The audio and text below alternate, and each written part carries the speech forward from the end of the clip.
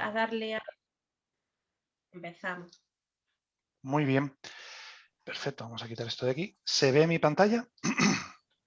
Sí. Vale, bueno, pues muchísimas gracias a todas las personas que nos vuelven a acompañar esta tarde de viernes en estos encuentros con Abenumella. Le doy la más calurosa bienvenida, ¿no?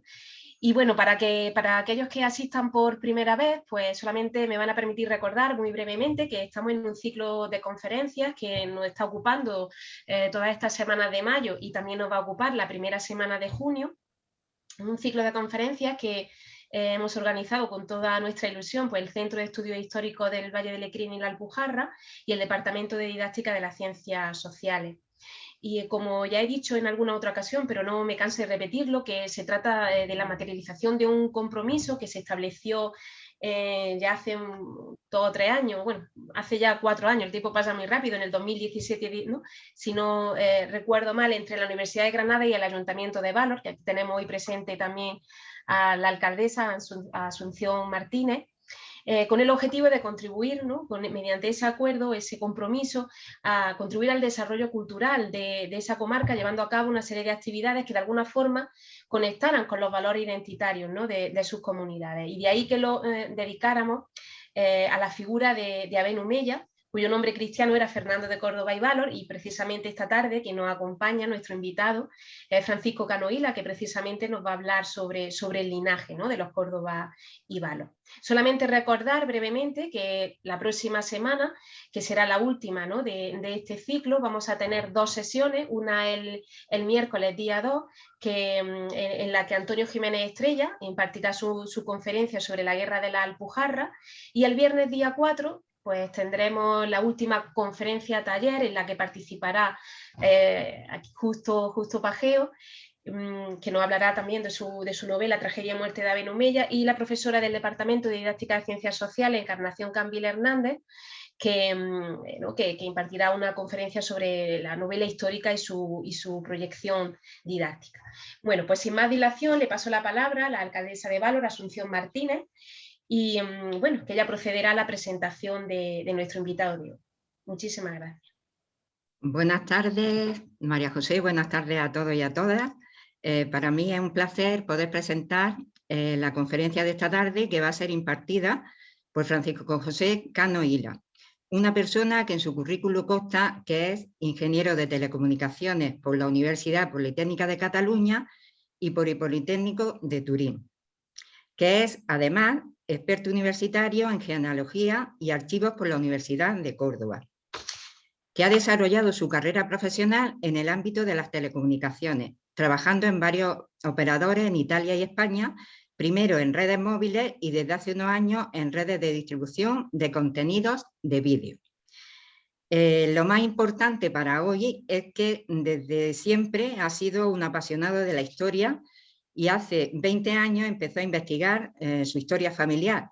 Esto le llevó a estudiar e investigar la historia de la Alpujarra, tierra de sus ancestros, a la que ha dedicado bastante esfuerzo, bastante tiempo, porque la verdad, yo creo que le gusta y se mete en eso, Es un apasionado de la investigación de campo en los archivos, lo que le ha permitido recopilar muchas noticias sobre la historia de la Alpujarra, una pequeña parte de las cuales ha publicado en diversos artículos.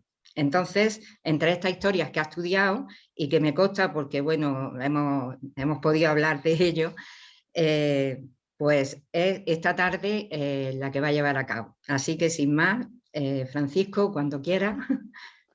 Pues muchas gracias, Asun, muchas gracias a todos. Lo primero, gracias por invitarme, gracias por permitirme colaborar en esta magnífica iniciativa, de la cual os felicito, porque yo creo que es una magnífica iniciativa para compartir la historia de nuestros pueblos y fomentar su conocimiento, que al final es lo fundamental para que nos sintamos orgullosos de nuestros pueblos y valoremos lo que tenemos para poder conservarlo. Y bueno, pues ya me han presentado, con lo cual vamos a lo que hemos venido hoy aquí, que es hablar del linaje de los Córdoba y Valor, ¿no? ¿Cómo he pensado estructurar la conferencia? Pues bueno, inicialmente definir unos objetivos, los comentamos ahora mismo. Luego hablaremos un poco de lo curioso de este linaje, ¿no? De lo famoso y lo desconocido a la vez que es, ¿no? Y para ya meternos directamente en el tercer punto, que es hablar de esta familia, ¿no? Y hablaremos en particular de los mismos principales, de los cuales tenemos noticias, ¿no? Y esperemos que con toda esa información que vamos a comentar ahí, pues nos permita conocer más, ¿no? De algo que seguro que, al menos de nombre, identificamos, ¿no? Como es Abenumella y su familia, ¿no? Luego hablaremos del solar de esta familia, es decir, de su feudo, de dónde vivían, dónde era el centro de su poder, pues era Valor, y en particular Valor el Alto. Luego hablaremos brevemente del poder y de la riqueza, de las noticias que tenemos sobre ello, y luego pues haremos unas conclusiones, ¿no? para finalizar, y luego pues la tanda de preguntas. Los objetivos de hoy, pues lo hemos ya dicho, ¿no? Compartir las informaciones que he ido recopilando a lo largo, pues, de todos estos años de investigación sobre la familia Abenumella. La base de la presentación es el artículo que ya publiqué hace unos años, en el 2009, en la revista Farwa, pero he añadido pues noticias inéditas, ¿no? Noticias nuevas, informaciones que he ido recopilando, y que espero que para los que ya conocíais el artículo de Farwa, pues os parezcan interesantes. Luego, como también mencionaba antes, yo creo que hoy es una magnífica oportunidad para poner en valor el gran reto y la oportunidad que supone la recuperación de la historia de nuestros pueblos. Al final yo creo que es fundamental, la historia no la hacen solo las grandes ciudades, los grandes países, nuestros pueblos tienen mucha historia, y conocerla es el paso imprescindible para valorarla y cuidarla. Y eso al final se traduce en ser conscientes del patrimonio que tenemos, que al final es nuestro mejor activo y nuestra mejor inversión. Luego, pues, hoy vamos a hablar de Valor y pues también he incluido algunos aspectos que espero que sean interesantes y quizás a lo mejor no son muy conocidos sobre la historia de Valor. Y bueno, pues espero que pasemos una tarde agradable de la mano, pues, de nuestra propia historia, ¿no? Y sin más, pues vamos a empezar. Esta cosa curiosa, ¿no? Del linaje de los Abenumella, del linaje de los Córdoba y Valor. Seguramente si a alguien que no esté muy metido en el mundo de la historia del Reino de Granada y que no haya profundizado mucho, si le preguntamos, dime alguien morisco, pues es probable que nos mencione Abenumella. Curiosamente,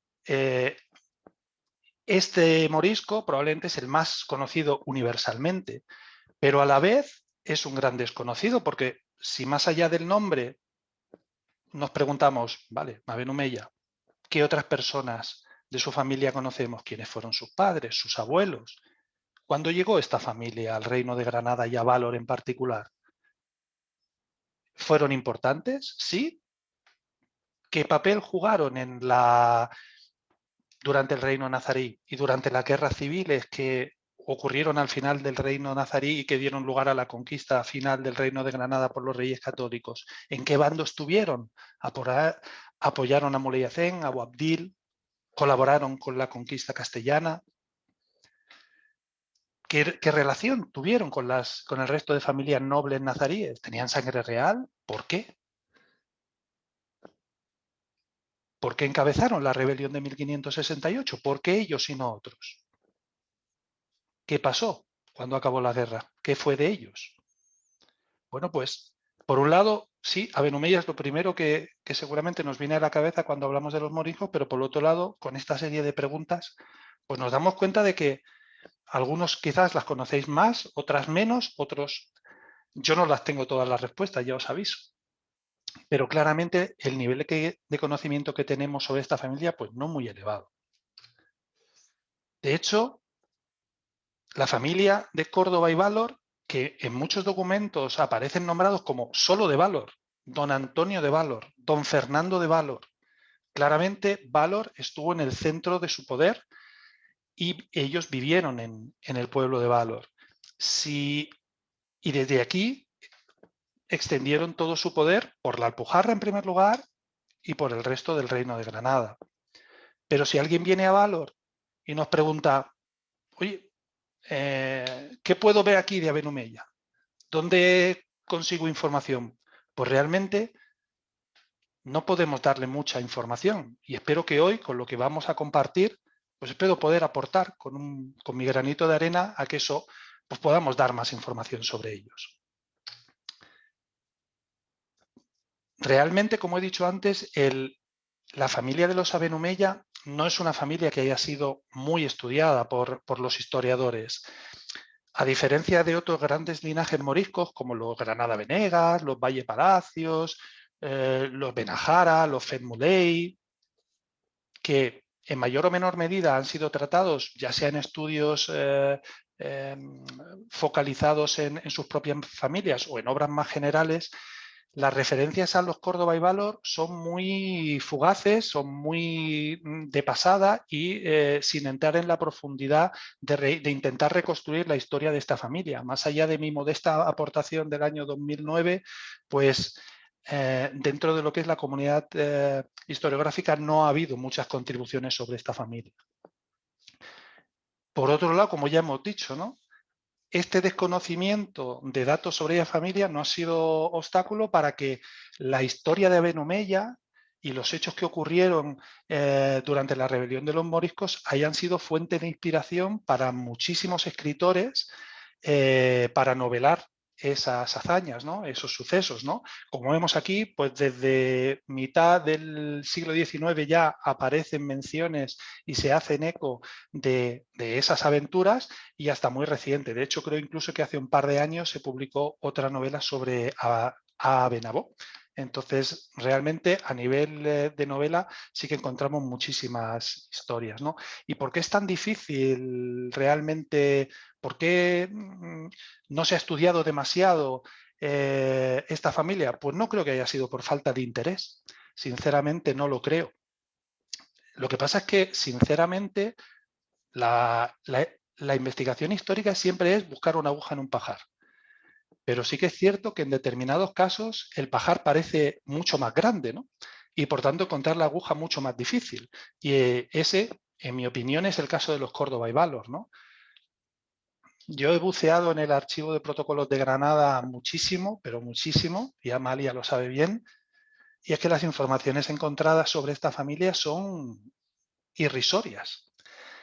Y en otros muchos archivos. Realmente la documentación escrita que hable sobre ellos y que nos permita conocer detalles es tan reducida, está tan dispersa por el conocimiento que tenemos ahora que realmente es complicado. Pero esto es como todo, al final es seguir buscando y donde ahora hay poca información y dispersa es encontrar el filón y esperemos que eso nos permita mejorar el conocimiento que tenemos de ello. Pero bueno, dejémonos de preámbulos y vamos ya a hablar ahora sí, de los Córdoba y Valor y vamos a ver qué cosas conocemos y qué cosas no conocemos, ¿no? Este es el árbol genealógico, la reconstrucción del árbol genealógico de esta familia que publiqué en su momento en el artículo este que he comentado antes en Farua, donde el primer miembro de esta familia del que tenemos noticia es Abraham Abenumella, ¿no? Él va a ser del primero que vamos a hablar. Luego hablaremos de su hijo, que también tenía el mismo nombre, para complicar la investigación histórica, que luego es muy difícil a veces entender si hablan del padre o del hijo. Por eso mi mujer no quiso que mis hijos se llamaran como yo, por si acaso. Luego hablaremos de dos de los hijos de don Hernando de Córdoba Alzaguer. Vemos aquí la homonimia, es decir, se llaman igual, de Caviar. Y de don Antonio de Córdoba, que este sí ya es el padre de nuestro Abenumella, del personaje más famoso de todo el linaje. Y también luego hablaremos de su primo Abenabó. Abraham Abenumella. Según los cronistas nos dicen que era descendiente de la más alta aristocracia nazarí y que pertenecía al linaje de los Omeya que gobernaron en Córdoba. Y en la época se consideraba que eran descendientes directamente del profeta a través de su hija Fátima. Los lo que es la población de la Alpujarra antes de la conquista cristiana, que ha sido fundamentalmente tratada por Carmen Trillo San José, las primeras menciones que aparecen a los Omeya en tierras alpujarreñas hacen referencia al siglo XI, donde se menciona un distrito, Yuz, en aquella época situado entre Canjayar y Marchena, en tierras almerienses. Luego ya posteriormente, en el siglo XIV, aparecen menciones a una alquería cercana al puerto de la Ragua que se sospecha que pudiese ser propiedad de la familia de los Omeya, con lo cual parece, pues bueno, que ya a partir del siglo XI esta familia podría estar ya afincada en la zona de la Alpujarra. Luego, además, en todo lo que es la zona de Valor y de Yegen se han encontrado muchos nombres relacionados, relativos a la familia de los Omeya, de tal manera que se sospecha que pudiese haber existido un distrito en la zona de Valor y Yegen controlado por ellos. Lo que sí que se sabe es que era una de las familias más ricas e influyentes de la Alpujarra y que, y esto ya sí que es información documental, que desde al menos 100 años antes de la conquista del Reino de Granada, 1492, pues entonces nos estamos yendo a 1392, es decir, finales del siglo XIV, ya eran alguaciles de Valor. Es decir, que cuanto menos, desde finales del siglo XIV ya estaban afincados en Valor y eran sus alguaciles. Y de hecho, en el momento de la conquista, quien ostentaba el cargo de alguacil de Valor era el propio Abraham Ben Omeya. Antes de la conquista castellana realmente tenemos muy pocas noticias sobre esta familia y de hecho no sabemos exactamente qué rol jugaron en el reino nazarí ni cuál fue su participación en las guerras civiles, si apoyaron a Muley Hacén o a su hijo Boabdil. Ya a partir de la conquista castellana empezamos a tener informaciones y pues claramente una demostración de la influencia que tenían ya en aquel momento es pues el hecho, ¿no?, de que los reyes católicos una vez conquistan el reino, pues súper contentos por ello, nos podemos imaginar, pero tienen ante sí un reto enorme, controlar una población musulmana tan grande que evidentemente es hostil a los castellanos porque les acaban de conquistar. Pues para eso era imprescindible contar y construir una red de colaboradores, personas que les ayudasen, porque evidentemente el número de castellanos que se trasladaron al reino, aunque fue aumentando con el paso del tiempo, inicialmente la proporción era aplastante de musulmanes versus los cristianos, pues realmente necesitaban colaboradores. Y esos colaboradores pues los escogieron dentro de la aristocracia nazarí. Y uno de ellos fue Abraham Ben Omeya, que le confirmaron su oficio de alguacil y además le nombraron alguacil mayor de la Taa de Jubiles. Así llegamos al año 1500, primer hito importante en la historia de esta familia, ¿no? En la historia de esta familia y en la historia de sus correligionarios, de los mudéjares en este caso. Mudéjares, seguramente hay muchas personas aquí que saben exactamente lo que quiere decir ese término, pero me vais a permitir, para otras personas que a lo mejor no lo tengan tan claro, los mudéjares es el nombre con el que se les da a los musulmanes que viven bajo dominio cristiano, ¿vale? Entonces, después de la conquista, pues todos los musulmanes del Reino de Granada pues pasaron a ser mudéjares, ¿no? Entonces, en el año 1500 llega el arzobispo de Toledo, el cardenal Cisneros, el cardenal Cisneros, cardenal de Toledo, llega a Granada y empieza a bautizar masivamente a los mudéjares del Albaicín. Eso genera una huida de muchos musulmanes hacia las Alpujarras y al final las Alpujarras se sublevan. Se sublevan contra la ruptura de las capitulaciones de los reyes católicos, porque una de las condiciones de esas capitulaciones era que les iban a mantener su fe, que no les iban a obligar a convertirse al cristianismo. ¿Y quién encabeza esa rebelión? Abraham Ben Omeya.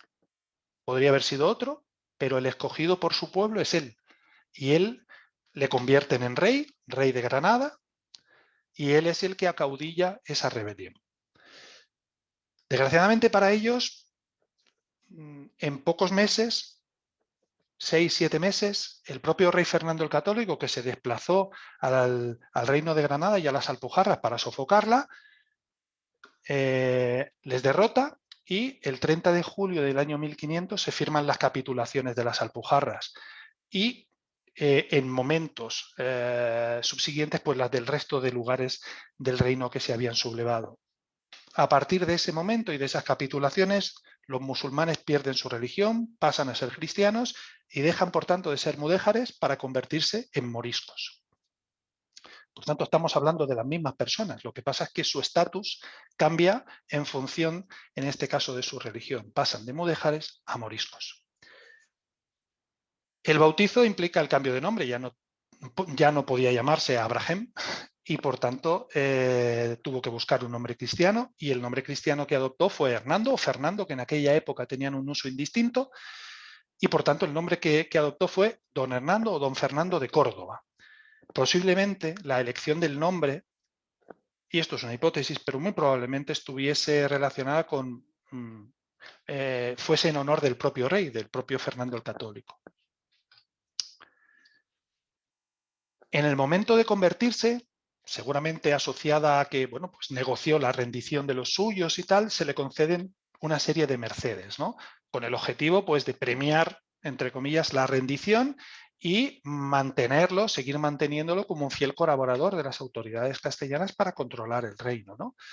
Se le confirman los títulos anteriores y se le dieron diversos regalos, valorados en más de 200.000 maravedís.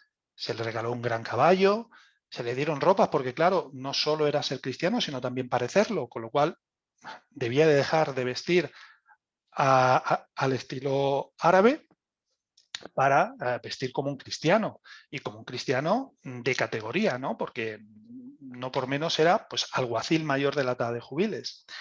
Y luego también le dieron dinero para rescatar a 2 sobrinas que durante la guerra fueron vendidas como esclavas. Pero no solo fue eso. Las mercedes no se quedaron solo aquí, sino que un año después, o sea, unos meses después, le nombraron regidor del Ayuntamiento de Granada. Y esto era un enorme honor. Era probablemente el cargo, el oficio más envidiado por las élites del reino, ¿no? Porque formar parte del Ayuntamiento de Granada era estar en el origen de todo el poder que controlaba el reino. Entonces, por tanto, regidor del Ayuntamiento de Granada también se denomina este oficio caballero 24, ¿vale? Por si alguno lo ha escuchado referido así. Por tanto, imaginemos que la alegría que debió sentir ahora ya don Hernando de Córdoba sería inmensa por recibir este honor. Desgraciadamente, la alegría no le duró mucho porque 6 meses después los reyes católicos decidieron conceder el mismo oficio a otra persona, a Ruy Díaz de Mendoza, porque probablemente pensaron, desconozco las razones, que teniendo en cuenta que don Hernando vivía en la Alpujarra y lo de moverse para asistir semanalmente o cada pocas semanas a Granada pues iba a ser complicado. De hecho, la presencia de don Hernando en las actas de cabildo es muy puntual, no asistía frecuentemente, pues concedieron ese oficio a otra persona para que lo ejerciese cuando don Hernando estuviese ausente. Y esto, más allá de que evidente supuso una reducción del salario, la mitad, pues para él fue un duro golpe en su honor, ¿no? Porque él consideró pues eso, ¿no? que el honor y el privilegio que le habían otorgado al concederle ese oficio, pues ahora se lo reducían, obligándole a compartir pues, con otra persona que pues, no estaba a su altura. ¿Vale? Y de hecho está documentado, ¿no? el disgusto que supuso para él esta decisión de los reyes, porque, y enlazo con el hecho de que don Hernando tuvo una estrechísima relación con probablemente la persona más importante del Reino de Granada en aquellos momentos, con el capitán general del Reino de Granada, con don Íñigo López de Mendoza.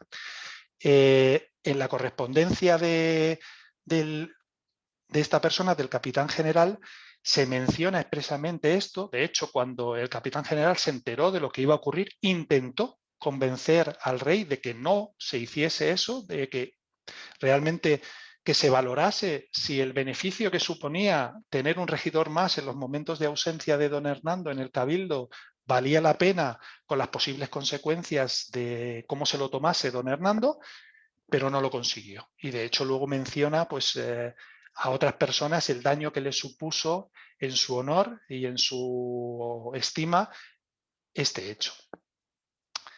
Una muestra más de la importancia que tenía don Hernando y por tanto valor desde el sitio en el cual él vivía y desde el sitio desde el cual ejercía todo su poder y toda su influencia, lo vemos en las actas que se levantaron cuando la ciudad de Granada recibió de los Reyes Católicos la jurisdicción de las Alpujarras. Y entonces, pues como era típico en aquella época, pues la ciudad de Granada designó un representante para que fuese a las Alpujarras y tomase posesión de ellas en nombre de la ciudad de Granada, de acuerdo a la merced que los reyes les habían concedido, ¿no? Lo normal en estos casos es que este representante de la ciudad de Granada fuese a las cabeceras de los diferentes distritos, que en aquel momento se llamaban las TAAs, y que en la cabecera de esa TAA pues, recibiese a los notables, a los regidores, a los alguaciles, para que hiciesen acatamiento de la orden real, ¿no? Bueno, pues así ocurrió en la TAA de Ugíjar. Fueron a Ugíjar y hicieron esto. En Berja lo mismo, en Dalías lo mismo. Pero ¿y en la TAA de Jubiles fueron a Jubiles? No, fueron a Valor. Y el acatamiento de la decisión real, ¿no? El acatamiento del señorío de la ciudad de Granada, lo hicieron en Valor. Y lo hicieron don Fernando de Córdoba y los hombres viejos y buenos, que es una expresión muy, muy típica de esta época, los hombres viejos y buenos de Valor acataron esto en nombre de todos los lugares de la TAA de Jubiles. Claramente nos muestra pues, la importancia de la familia y, por tanto, la importancia que ellos conferían al pueblo de Valor. Ya hemos comentado la estrechísima relación que tenía con el capitán general. Al final el capitán general era el responsable de la gestión de los moriscos en el Reino de Granada y claramente don Hernando de Córdoba y su familia eran su instrumento para controlar las Alpujarras. Una muestra de eso la podemos ver en estas referencias que pongo aquí, donde, que son extractos de parte de la correspondencia del capitán general, donde se refiere a don Hernando de Córdoba como el seso y el caudal de la Alpujarra, el muy leal y gran amigo mío y a quien yo siempre ayudo, ¿no? Y luego le menciona como el mejor servidor que el rey ha tenido y que más provecho a la seguridad de la tierra, ¿no? Y dice, y que su contribución es indispensable para mantener seguro y a buen recaudo ese pedazo de tierra que son las Alpujarras, que es lo principal de este reino de Granada, ¿vale? O sea que yo creo que claramente con estas palabras queda claro la altísima estima en la que tenía el capitán general a don Hernando de Córdoba, ¿no? Desgraciadamente no conocemos muchos, o sea, solo conocemos un hijo, no muchos, conocemos solo un hijo de don Hernando que se llamó como él, don Hernando, ¿no? Y en el cual su padre renunció el oficio de regidor del Ayuntamiento de Granada en 1517.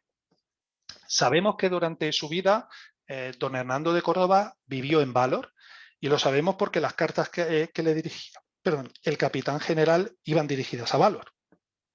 Y también sabemos que no llegó a dominar la lengua castellana porque en 1514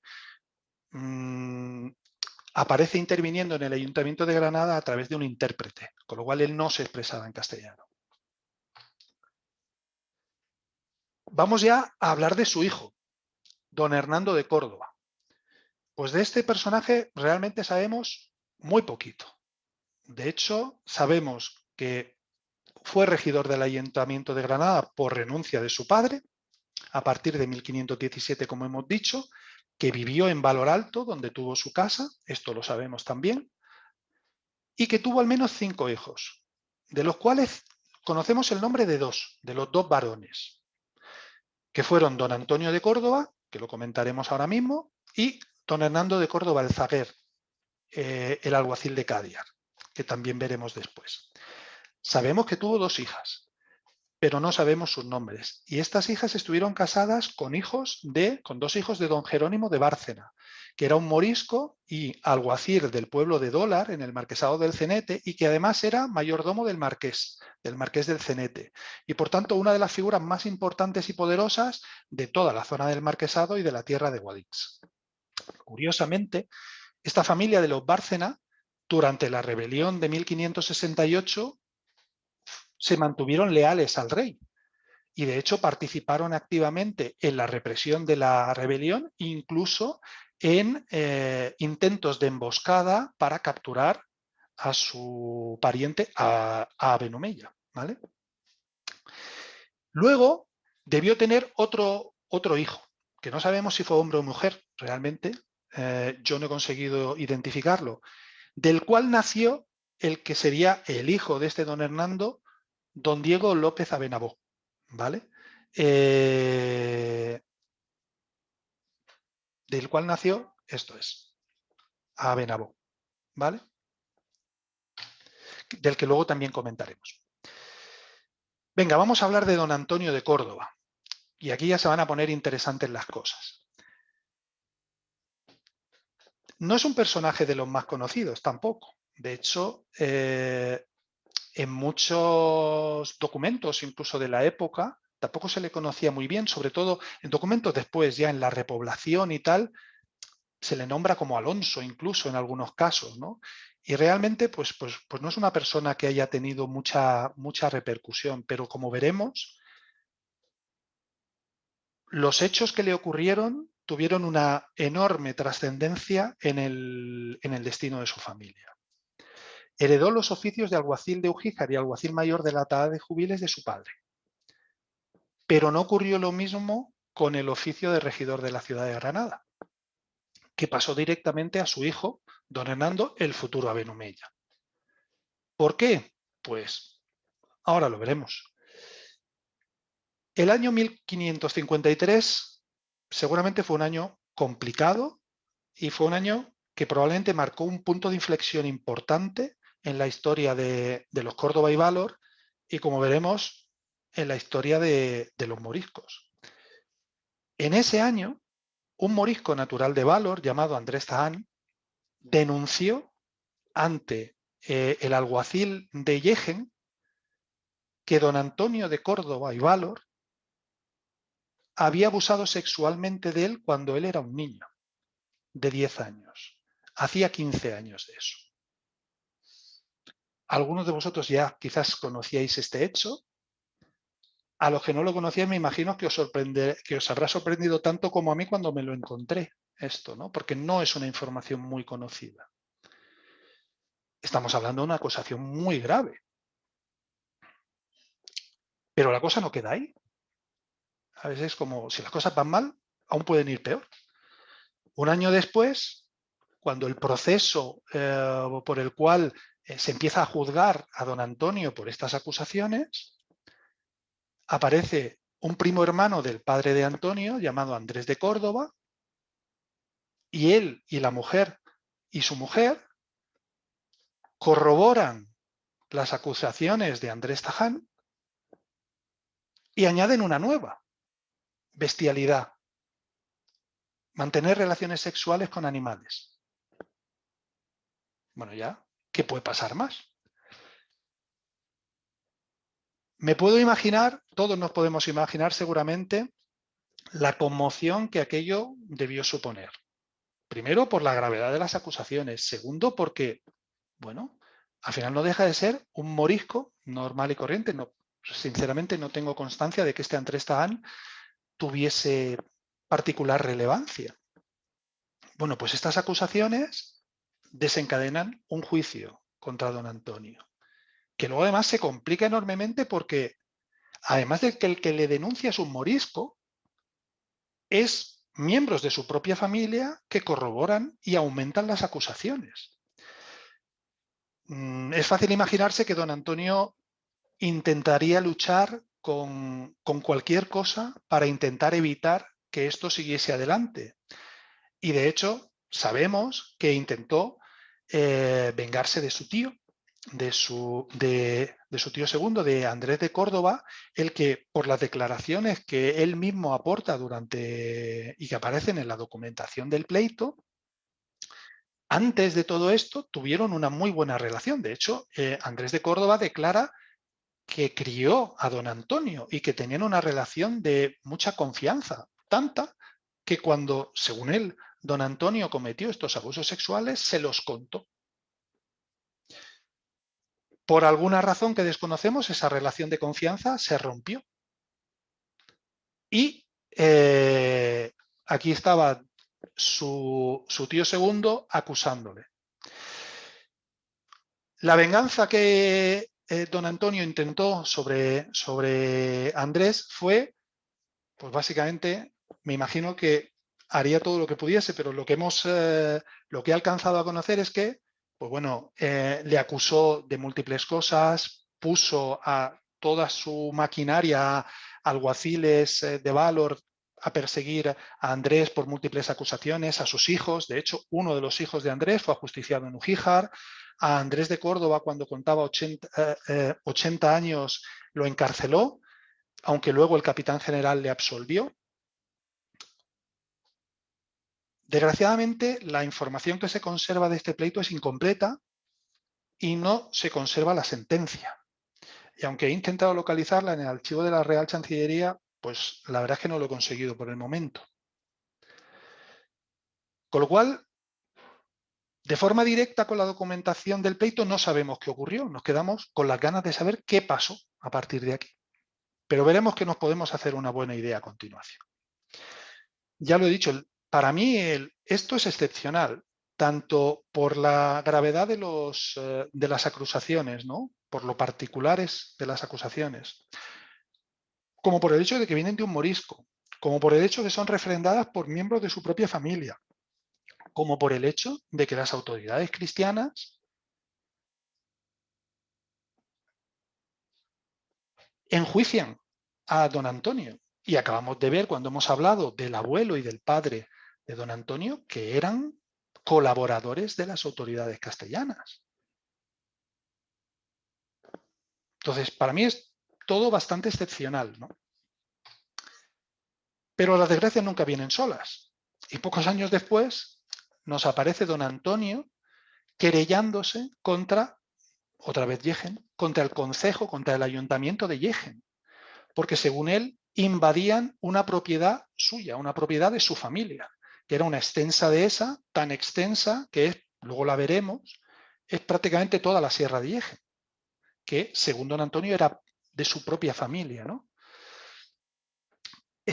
Esta familia, según aparece, esta dehesa, según aparece en la documentación del pleito, era de la familia de los Córdoba y Valor desde mucho antes de la conquista y la usaban como pastos para ganado vacuno, donde tenían sus propios ganados con sus propios pastores, sus propios mayorales y además también arrendaban los pastos a otras personas.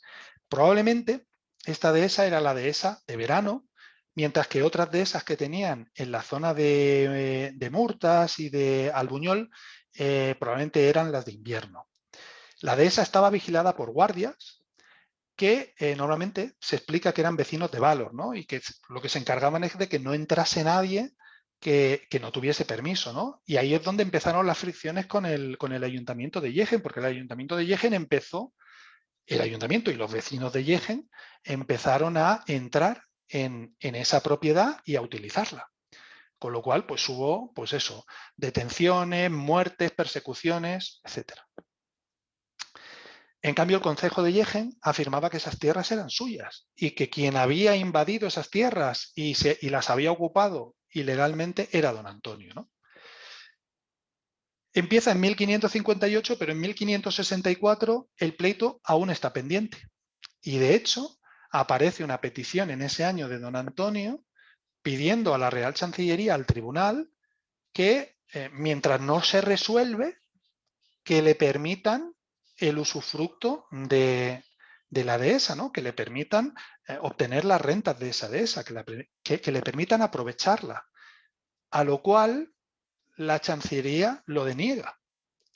Con lo cual realmente eso provocó, por lo que se explica, un uso clandestino masivo por otras muchas personas que aprovecharon el río revuelto y pues, nos podemos imaginar el quebranto económico que eso pudo suponer para esta familia, que además de los pleitos que ya tenían y con el consiguiente coste, pues al final como veremos, no tenemos mucha información de sus propiedades, pero esta no sería de las más pequeñas, pues que les impidiesen obtener rentas de ella, pues tuvo que tener un impacto importante, ¿no?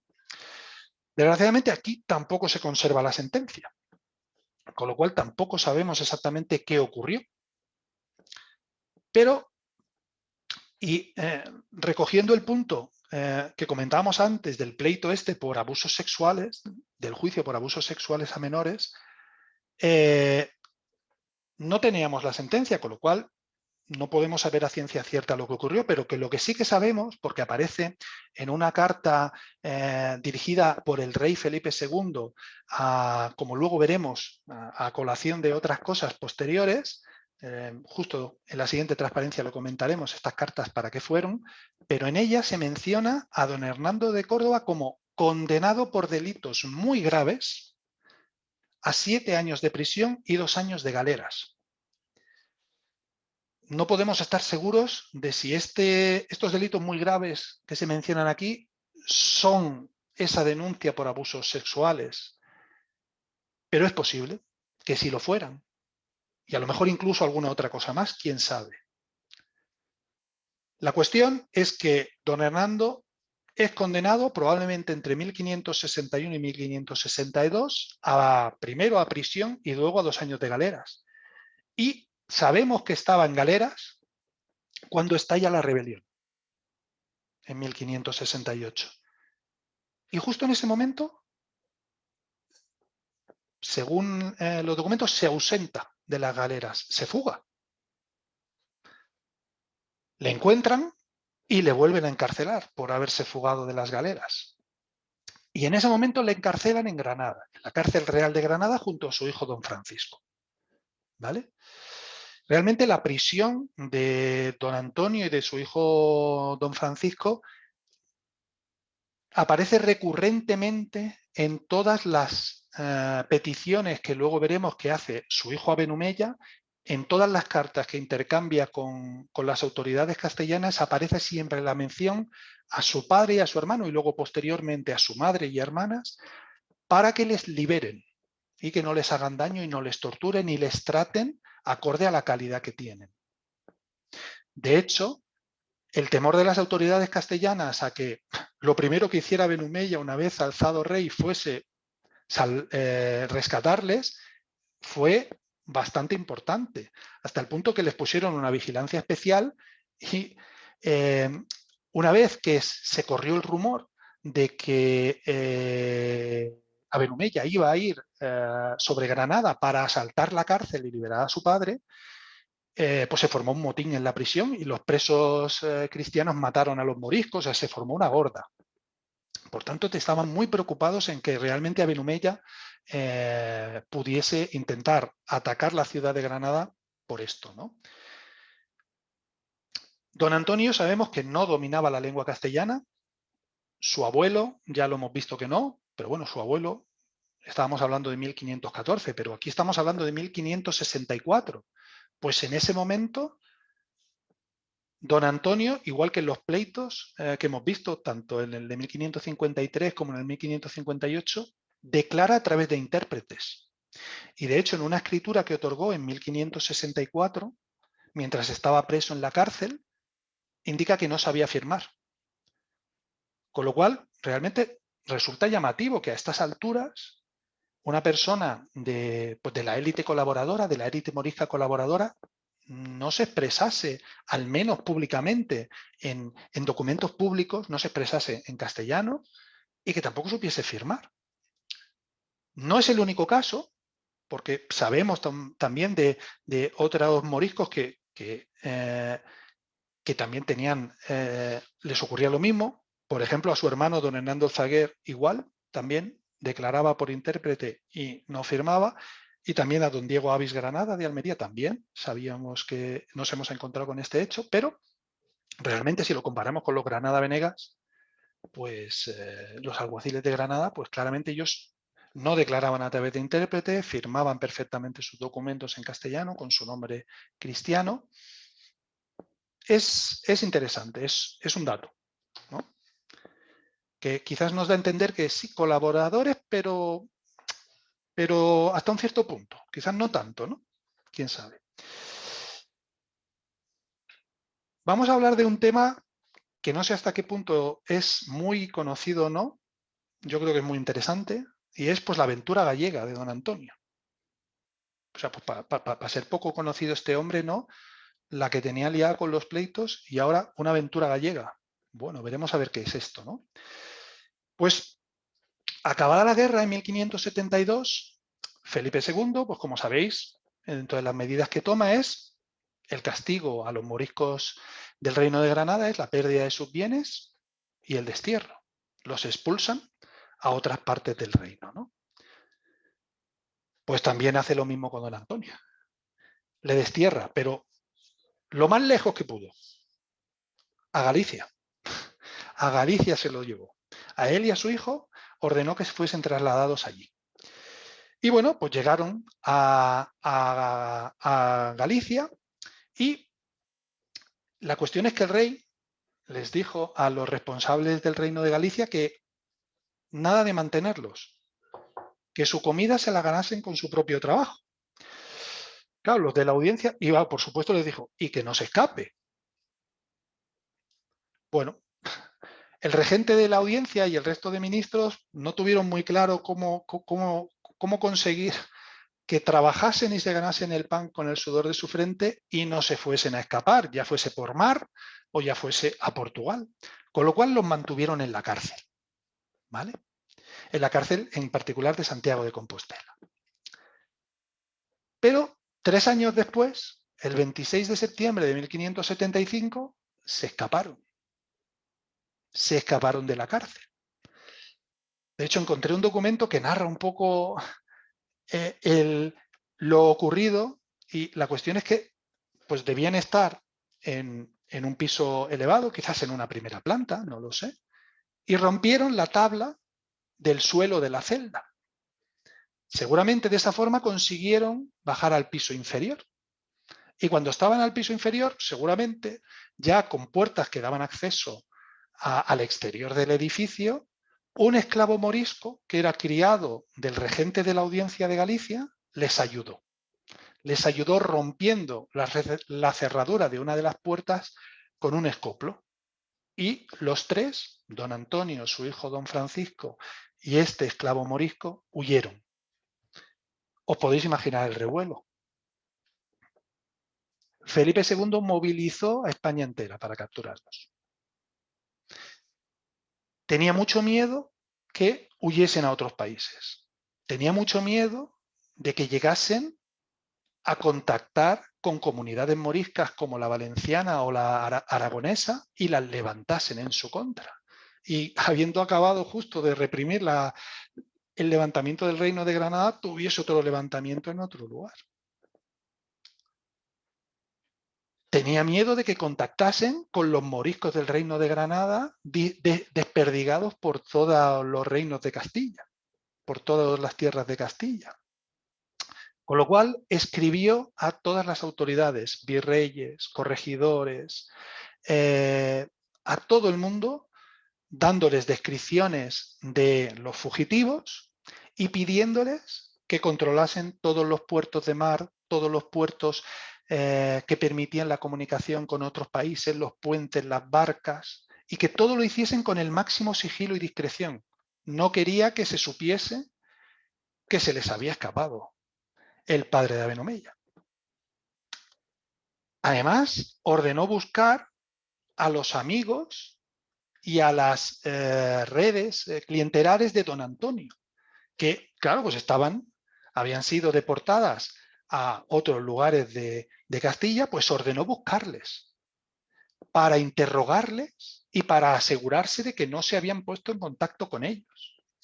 De hecho, también solicitó que se hiciesen investigaciones y mandó que se llevasen a cabo pesquisas en las comunidades moriscas, principalmente de vecinos que eran originarios o de Valor o de Ugíjar o de las Alpujarras en general.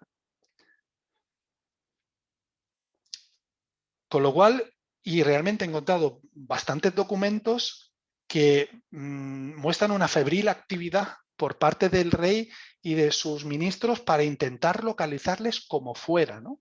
Pero los meses pasaban y no los conseguían encontrar. Hasta que, pues aproximadamente unos 2 meses y medio después, los encuentran.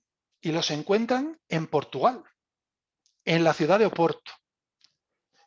Uno de los alguaciles gallegos que en el momento de producirse la fuga, pues se pone a buscarlos por todos sitios, encuentra la pista y consigue dar con ellos en Portugal, en Oporto.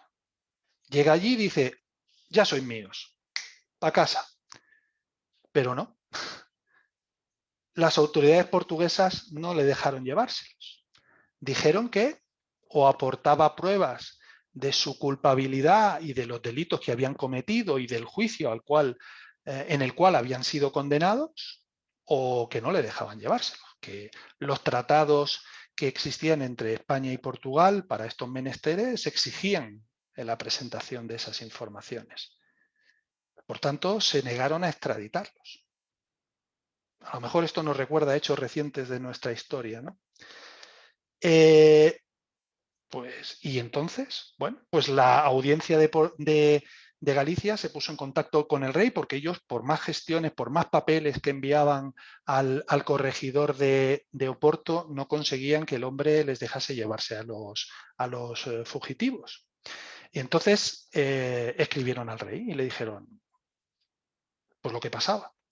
Y el rey puso en juego al embajador de España en Portugal, que era don Juan de Silva, y le mandó allí para conseguir, como fuera, que los liberasen y que los entregasen. Y aparece en 1575, justo esa fecha, ¿no? el 11 de diciembre de 1575, en la carta del embajador al rey, en la que le dice que ha hablado personalmente con el rey de Portugal y que, vamos, primero le dice que lo que están haciendo los portugueses es marear la perdiz, básicamente, que están pidiendo papeles para no entregarlos. Entonces le dice que él ha hablado personalmente con el rey y que le ha transmitido que estábamos ante un problema de Estado y que entre príncipes era imprescindible ayudarse en estos temas porque rebeldes y personas subversivas estaban en todos los reinos. Y le recordó pues toda la ayuda que don Felipe había prestado al rey de Portugal pues, en situaciones similares pero en sentido contrario en el pasado, ¿no? Al final consiguió que el rey bueno, actuase y exigiese a sus ministros pues que solventasen este tema. No obstante, el tema tardó porque hasta el 3 de marzo del año siguiente, o sea, hasta el 6 de marzo del año siguiente, el embajador no escribe otra vez al rey para informarle que parece que la extradición está cerca, pero que aún no, que los ministros, de hecho es curioso lo que le dice el embajador, dice, es que el ministro que está gestionándolo es un religioso y me ha dicho que o le aseguramos que no le vamos a matar o que no nos lo entrega. Y para ello le pidió un documento del rey donde constase que realmente el destino que iban a tener los presos iba a ser la reclusión y no su ejecución. Finalmente los extraditan y don Antonio y su hijo don Francisco vuelven a la cárcel de Galicia, en este caso a la cárcel de La Coruña, porque la Real Audiencia se había trasladado allí. Y en esa cárcel permanecen hasta 1579, cuando los separan. Y cada uno lo llevan a un monasterio benedictino. Inicialmente eran monasterios benedictinos, se decide que sean de Galicia también. Y en particular no sabemos al que trasladan a don Antonio, pero sí sabemos que a su hijo, don Francisco, le llevan al monasterio de San Vicente del Pino, en Monforte de Lemos. Aquí vemos este monasterio. Y lo sabemos porque luego, posteriormente, en 1584, don Francisco pide al rey la merced y el permiso para ingresar como monje en la Orden de San Benito, en particular en el monasterio de Sahagún, en León, ¿no? Donde presumiblemente pues, permanecería hasta su muerte. Bueno, pues para no saber nada de don Antonio de Balos nos está dando bastante juego, ¿no? Sabemos que estuvo casada con una hija de un alguacil de Almería de Tabernas. No sabemos el nombre ni sabemos con certeza quién, aunque tengo ligeras sospechas que espero fundamentar suficientemente para un futuro artículo, a ver si el año que viene. Y sabemos que a esta mujer la detuvo el ejército cristiano a finales de 1569, cuando Aben Humeya tuvo que huir de Paterna, ¿no? Seguramente pues esta alianza, ¿no? con la zona de Almería, con la zona de Tabernas, pues estuvo encaminada, ¿no? a fortalecer y a consolidar los vínculos con esa zona del reino y la influencia, ¿no? de que este linaje tenía en esa zona, cosa que ya inició su abuelo en 1511, cuando casó, sabemos que casó a uno de sus hijos con una doncella noble de Almería, aunque desgraciadamente las informaciones no precisan ni quién era la doncella ni quién era el hijo del Abraham Aben Humeya que se casó con esta almeriense. Incluso podría haber, ¿por qué no? Pudo haber sido el padre de don Antonio, pero no lo sabemos a ciencia cierta. Hemos podido localizar bastantes hijos de don Antonio y de esta hija de alguaciles almerienses o de Tabernas, y fueron los siguientes: doña Brianda de Córdoba, que durante la rebelión tomó el nombre de Fadila, que debió morir antes del marzo de 1571, porque en el auto de fe que se celebró en Granada en ese año por parte de la Inquisición fue condenada, ya difunta, a la confiscación de sus bienes por cosas de la secta de Mahoma, evidentemente, ¿no? por haber vuelto a la religión de sus antepasados. Por supuesto, don Hernando de Córdoba y Valor, del que hablaremos a continuación, a Aben Humeya, que probablemente fue su hijo mayor. Luego tenemos noticia de otros 3 hijos, que fueron don Luis de Córdoba, que durante la rebelión se llamó Abdalá, y que fue enviado por Aben Humeya a Argel para pedir ayuda, ¿no? Para pedir armas y soldados, y allí lo retuvieron como rehén, con lo cual pues no sabemos más de él. Tenemos noticia de otro hijo llamado don Alonso de Córdoba, que parece que fue llevado a Madrid, donde murió. Y finalmente, pues del hijo que ya hemos hablado durante todo este relato, ¿no? del encarcelamiento y de su epopeya por Galicia, don Francisco, ¿no? Que era el menor de los hermanos y que tenía unos 9 años cuando estalló la rebelión, ¿no? Vamos a hablar ahora de don Hernando de Córdoba Alzaguer, el hermano de don Antonio, ¿vale? Que por tanto era tío de Aben Humeya. Sabemos que era vecino y alguacil de Cádiar, donde tenía su casa, y que tras el alzamiento pues adoptó el nombre de Aben Jawar el Zaguer. El Zaguer tuvo una grandísima influencia sobre su sobrino Humeya. ¿Por qué? Pues porque probablemente pues debido al encarcelamiento del padre, ¿no? Realmente cuando encarcelan a don Antonio, cuando se produce todo el tema aquel de la denuncia por abusos sexuales y tal, pues realmente a su hijo don Hernando no es muy mayor, y probablemente su tío el Zaguer pues seguramente le cuidó, y por tanto de ahí viene pues esa influencia, ¿no? Al igual que don Antonio, sabemos, como hemos dicho antes, que no sabía escribir en castellano y que necesitaba declarar a través de un intérprete, y sabemos también que el Zaguer gozaba de un enorme respeto y autoridad dentro de la comunidad morisca, ¿no? Además, pues era una persona que jugó un papel decisivo en todo lo que es la organización y en la estrategia y del alzamiento, y fue clave para que su sobrino, don Hernando de Córdoba, fuese proclamado rey de los moriscos. Eso ocurre el 27 de septiembre de 1568. En una casa del Albaicín, el zaguer convence a los notables moriscos del Albaicín de la necesidad de sublevarse, de la necesidad de nombrar un rey y de lo ideal que sería que fuese su propio sobrino, ¿no? A cambio, pues su sobrino le nombró capitán general. No obstante, nada más empezar la guerra, el zaguer vio que aquello no pintaba bien, que las cosas no iban como él le hubiera gustado seguramente, y ya desde el mes de enero de 1569 intentó persuadir a los suyos de que lo mejor era empezar a negociar. A la expectativa de cómo siguiesen evolucionando las cosas, que quizás era bueno empezar a negociar y solicitar el perdón del rey Felipe II, ¿no? Y de hecho estableció varios contactos en esta línea con el marqués de Mondéjar. Esto hizo que las relaciones con su sobrino empeoraran, y de hecho temió por su muerte, ¿vale?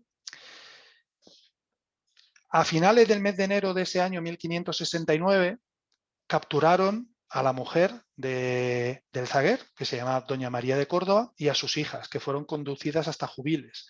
Y de hecho, posteriormente, en el auto de fe que comentaba de 1571, la Inquisición condena a su mujer y a sus hijas a hábito, cárcel y destierro perpetuo del Reino de Granada. Finalmente, el zaguer murió a finales del mes de julio de 1569 en Mecina Tedel o en Portugal. Dependiendo de las fuentes, se menciona un lugar u otro. Y ahora ya vamos a la estrella de los Córdoba y Valor. Vamos a ver a Benumella. Vamos a ver qué conocemos de su vida y de su historia, ¿no? Pues sabemos que nació hacia 1546 en Valor el Alto, ¿vale? 1546, ¿de dónde sale esta fecha? Pues bueno, de las crónicas que hablan de, y veremos, ¿no? Aquí aparece su descripción.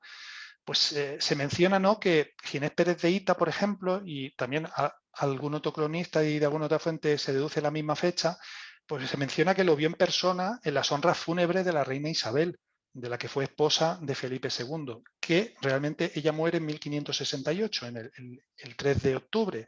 Y en la descripción se nos indica que tenía 22 años. Pues nada, 22 años en el año 1568, justamente el año de la rebelión, pues 1546. Pues en esa fecha aproximadamente entendemos que nace a Benumella.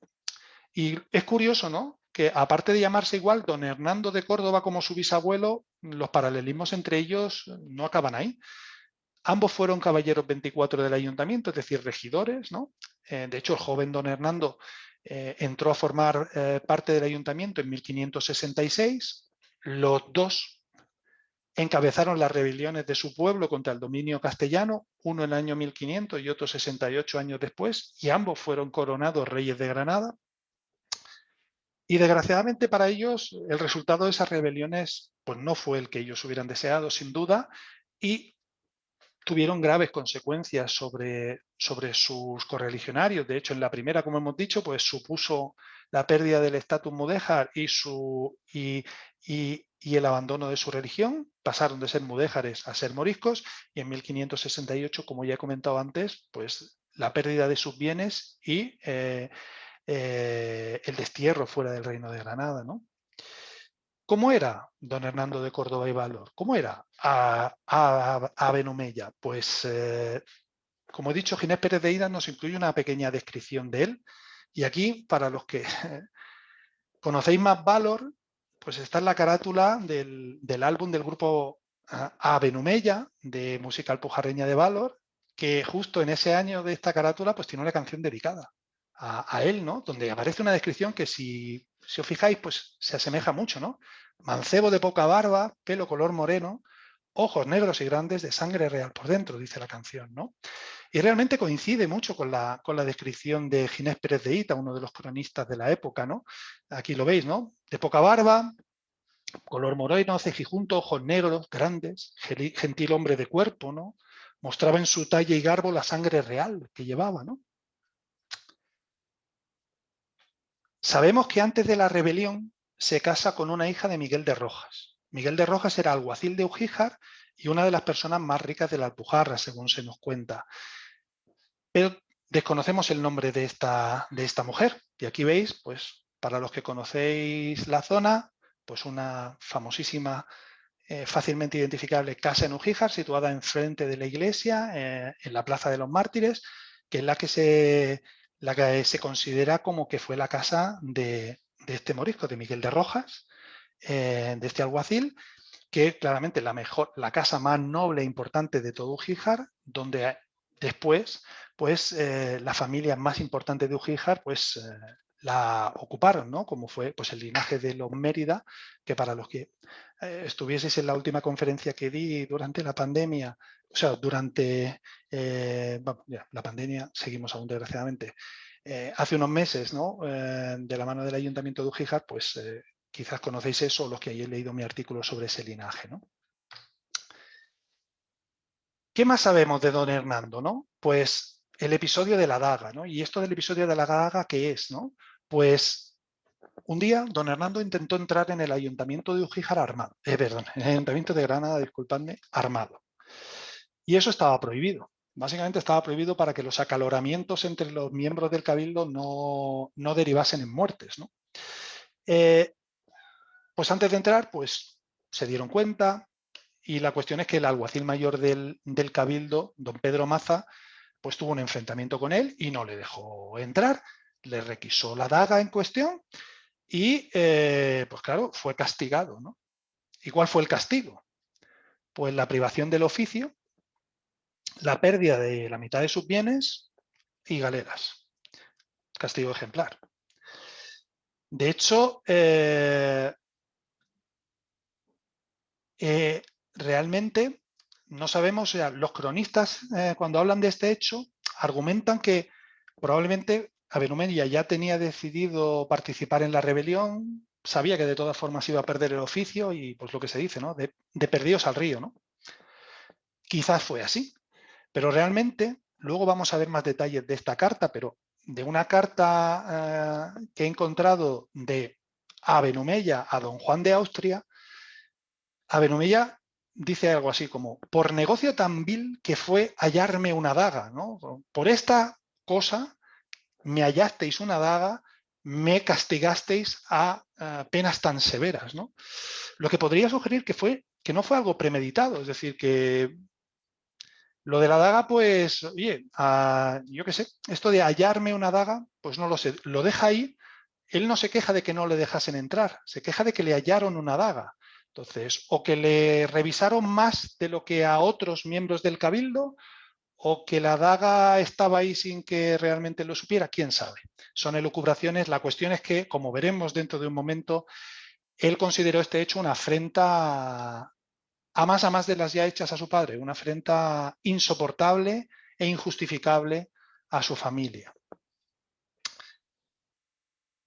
Los problemas de los juicios de su padre, la privación del usufructo de la dehesa, claramente les provocó unos problemas económicos importantes. De hecho, se decía, ¿no?, que don Hernando de Córdoba era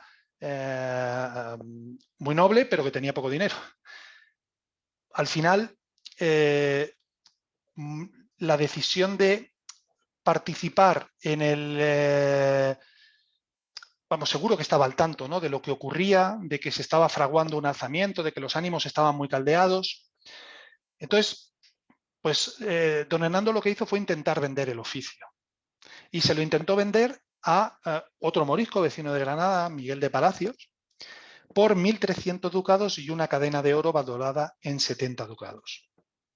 Pero tampoco esto le salió bien, porque la misma noche que se produjo la venta, que fue el 21 de diciembre de 1568, justo después de haberla vendido, cuando él ya estaba, don Hernando estaba en su casa, se presentó un alguacil a ejecutar parte de la pena por el episodio de la daga y le requisó la mitad de los bienes que le encontró 1000 ducados se llevó.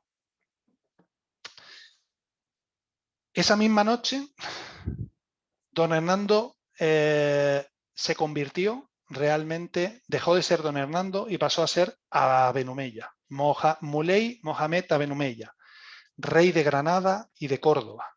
Esa noche, en una casa del Albaicín, en una casa en la parroquia de San Miguel, que era de Álvaro el Carci, con la presencia de los notables del Albaicín y de su tío el Zaguer, fue coronado con la antigua ceremonia con la que se proclamaba a los reyes de Granada, fue proclamado nuevo rey de Granada y de Córdoba. Estamos en la cuenta atrás del inicio de la rebelión de los moriscos. El 23 de diciembre, 2 días después, un grupo de monfíes, liderados por el Partal y por Gonzalo el Séniz, recordemos este nombre porque él va a ser el que encienda la mecha efectiva del estallido de la rebelión y él va a participar en el final, como luego veremos. Pues estos 2 monfíes con los suyos mataron a 5 alguaciles y escribanos que volvían de Ugíjar hacia Granada a pasar las Navidades con sus familias. Empieza la rebelión de los moriscos. Al día siguiente, el día de Nochebuena de 1568, mientras Aben Omeya era coronado en Beznar por los suyos, empezaron las matanzas de cristianos viejos en la Alpujarra a manos de Aben Farax, en Ugíjar, por toda la Alpujarra. Y para mí esta es una de las preguntas clave de la conferencia de hoy y clave en la historia de este linaje, ¿no? ¿Por qué los Córdoba y Valor participaron en todo esto? ¿Por qué ya no participaron? ¿Por qué lo lideraron? Sin duda son el linaje morisco que más se señaló y que tuvo una participación más activa en la rebelión. Hemos visto hasta ahora, nada nos demuestra, nada nos indica lo contrario, que formaban parte, de la élite colaboracionista, que colaboraba con el poder cristiano. Desempeñaban los oficios que eran pues, la correa de transmisión que permitía a las autoridades cristianas controlar a la comunidad morisca, sobre todo para el cobro de los impuestos, para todo. Entonces, ¿por qué ellos deciden dar ese paso, ¿no? Pues, en mi opinión, con todo lo que ya hemos visto, pues, entre otras muchas cosas, posiblemente, seguramente compartían en mayor o menor medida todas las reivindicaciones de su pueblo, ¿no? Y que Núñez Muley explicó perfectamente en el memorial, que todos probablemente conocemos. Pero la decisión de dar ese paso más allá de ser la cabeza, ¿no? Más allá de, pues eso, ¿no? Sus correligionarios les tenían por descendientes del profeta, por un linaje de sangre real, ¿no? Más allá de todo eso, sabían a lo que se exponía, ¿no? Entonces, yo creo que fue clave, pues, el sentimiento que a don Fernando de Córdoba y Valor, Aben Omeya, experimentaba, él y su familia, de traición, de deshonra, de injusticia que las autoridades castellanas habían tenido hacia ellos y su familia, ¿no? Y de hecho, una carta escrita, que hemos mencionado antes, escrita por Aben Omeya a don Juan de Austria, fechada en Ferreira el 28 de julio de 1569, nos permite escuchar de boca, con las palabras de Aben Omeya, las razones, ¿no? Y copiado literalmente, adaptando la ortografía para que sea más fácil entenderlo. Hasta ahora, inicialmente lo que le dice básicamente es que hasta ahora no se había querido poner en contacto con ellos porque ni lo merecían, ¿no? Dice, hasta ahora a mí no me ha bebido a tener cuenta de escribir a gente que tanta traición y sin justicia usó conmigo y con mis padres, que son los que gobiernan y administran el reino de Granada. No se está quejando del rey, se está quejando de sus ministros en Granada, de sus representantes en Granada. Si por si había dudas, en el párrafo siguiente, y por más declararlo, son vuestros alcaldes y consortes, esto en cuanto toca a mi persona, que por el negocio tan vil que fue hallarme una daga, condenarme a perdimiento de bienes y privación de oficio, como era ser 24 de Granada, no mirando mi persona, ni quién era yo, ni de dónde descendía, por lo que la tuve en gran traición. Queda clarísimo. Y ahora va con su padre, que como he dicho antes, nunca lo olvidó. Y en lo que toca a mi señor padre y hermano, tenerlos en galeras 2 años y 5 en prisión. Y luego sigue con, vista por mí tan grande maldad, no pude dejar de salir a morir en servicio de Dios primeramente y en destrucción de los cristianos enemigos de la fe de Dios hasta la muerte. Seguimos, dice, porque yo y mi gente no servimos al demonio. ¿Quién es este Dios? ¿Mahoma? O sea, ¿Alá? ¿El Dios cristiano? Yo creo que aquí es un poco ambiguo, luego en la carta, pues sí, ¿no? Podemos interpretar que él ya aquí es rey de los moriscos, ¿no? Por tanto, ya musulmán otra vez, ¿no? Pero claramente lo que está viniendo a decir aquí es que los representantes del rey en Granada eran, sí, cristianos, pero unos demonios. Y que ellos eran los culpables de todas esas injusticias que había sufrido su familia, en particular él y su padre, ¿no?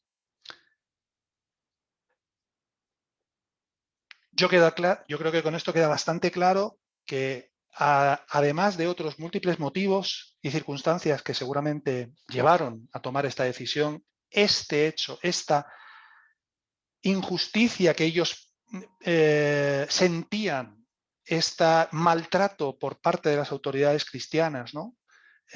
Jugó un papel fundamental en que, a diferencia de otros linajes de la élite morisca, ellos diesen un paso adelante y se jugasen el cuello y el pellejo, como realmente hicieron, ¿no? Curiosamente, esta carta se indica en la transcripción que se le entrega a don Juan de Austria, que llevaba un lema, que es este que pongo aquí: ni quise más desear ni contentarme con menos, que curiosamente es el lema que se conoce que usó luego su primo Abenabó tras convertirse en rey. Pues ya lo usaba Aben Omeya antes. Bueno, inicia la guerra y, como he dicho, empiezan las matanzas indiscriminadas de los cristianos viejos, sobre todo en los primeros momentos. Los monfíes, Abenfarax, hicieron estragos entre los cristianos viejos, principalmente entre los religiosos, los escribanos que los tenían entre ceja y ceja, y llegado a este punto, pues Aben Omeya parece que inicialmente él no estuvo a favor de esas matanzas y que realmente intentó evitarlas. Algunas no lo consiguió porque ya llegó tarde, realmente las matanzas ocurrieron justo en los primeros días cuando él aún no había entrado en la Alpujarra, pero transcurrida el transcurso de la guerra, pues hizo cambiar su opinión, porque bueno, las cosas no iban bien, los reveses, lo que sufrían su padre y su hermano en la cárcel, los excesos que cometía también el bando castellano, pues hicieron cambiar esa postura y de hecho en julio de 1569 escribía uno de sus capitanes diciéndole que no se diese vida a cristiano que pasase de 12 años.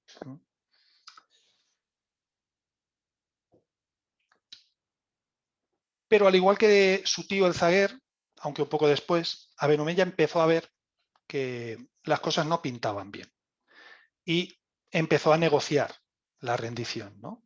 Y en esas cartas y en toda esa correspondencia que mantenía con las autoridades castellanas en Granada para tratar la rendición, el punto fundamental y que aparece siempre es la condición, junto con otras muchas, pero la condición sine qua non, la liberación de sus padres y hermanos. En la carta que hemos visto antes, que es un poco más extensa de lo que he resumido aquí, se declara ser súbdito del gran turco y de hecho dice tal cual así: aunque yo soy rey de esta tierra, no lo soy en mi nombre, sino que la gobierno en nombre de su dueño, que es el que me socorre a mí cada día y socorrerá, que es el gran turco mi señor. Bueno, turcos vinieron, pero claramente no en la proporción que él esperó y realmente, pues bueno, al final fueron como veremos, los turcos quienes participaron también en la conjura de la traición que le llevó a la muerte. Y ahora vamos a hablar de un hecho concreto que ocurrió a lo largo de la guerra en Valor, ¿no? Hemos dicho antes que íbamos a dar algunas noticias de Valor en particular. También antes de empezar hemos dicho que aparecería por aquí el Marqués de los Vélez. Pues ha llegado el momento, ¿no? El 3 de agosto de 1569 se produjo la batalla de Valor, que para los que conocen más todo el devenir de la guerra, pues no estoy diciendo nada nuevo probablemente, espero que luego en los detalles algo sí, pero que quizás a muchas otras personas, pues, pero una batalla en Valor, así la batalla de Valor como tal, en la guerra de los moriscos, quizás es una información nueva. Pues sí, la hubo, ¿no? Y vamos a hablar un poquito sobre ella y lo que ocurrió. La cuestión es que el Marqués de los Vélez, con el objetivo de apresar a Benumella, entró en la Alpujarra con mucha gente, 10.000 infantes y 700 caballos. Mientras que se considera que a Benumella tenía un ejército inferior, ligeramente inferior. Y aquí las fuentes ya en función de donde miremos la información difieren. En las crónicas se habla grosso modo de 6.000 soldados, entre arcabuceros y ballesteros.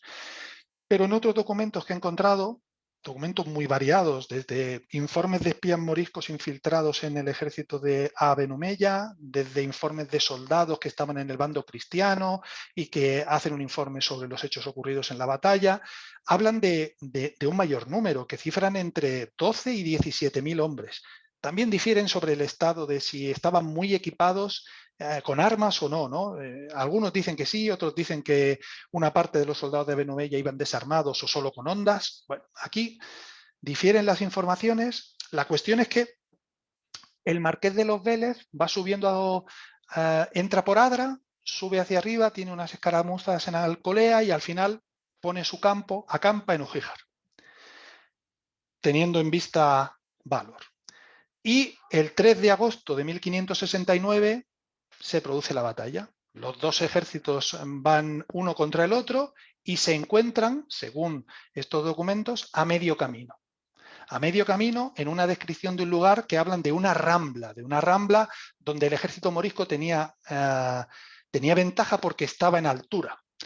Y aquí, pues de lo que hablábamos al principio, a lo mejor estos son los Badlands, eso, en mi opinión, si consideramos el trazado que tenía el antiguo camino que iba de Valor a Ugíjar y el hecho de que se menciona una rambla y que estaba en medio camino, yo, en mi opinión, podría ser el punto donde el camino que va el antiguo camino que iba de Valor a Ugíjar discurre cerca del cauce del río.